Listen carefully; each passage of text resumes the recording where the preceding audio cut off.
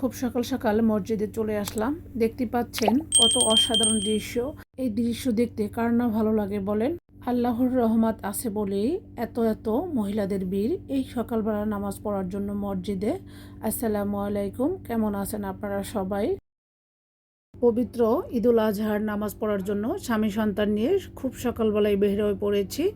সারা রাত না ঘুমিয়ে রান্নাবাড়া করে ফজরের নামাজ পড়ে বাচ্চাদেরকে নিয়ে বের হয়েছি। তো তারা সবাই সাদা পোশাক পরেছে, দেখতে পাচ্ছেন সৌদি আরবের ঐতিহ্যবাহী তোপ, যেটা সৌদিদের জাতীয় পোশাক। তো আমার বাচ্চারাও খুবই পছন্দ করে, তাই তাদেরকে ঈদের সময় এটাই কিনে দিয়েছি। এর সাথে অন্য ড্রেসও আছে।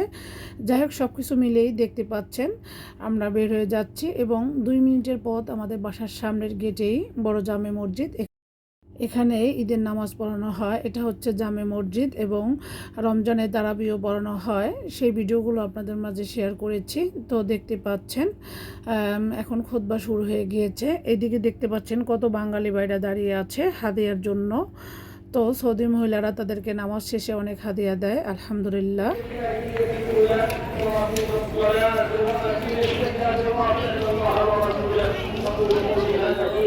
كان لهم يومان يلعبون فيهما في الجاهلية فقال صلى الله عليه وآله وسلم إن الله قد أبدى لكم فيهما خيرا منهما يوم الفطر ويوم النحر الله أكبر الله أكبر الله أكبر لا إله إلا الله الله أكبر। তো আমার ছোট্ট ব্লগ ভিডিওটি আপনাদের কেমন লেগেছে অবশ্যই কমেন্ট করে জানাতে ভুলবেন না।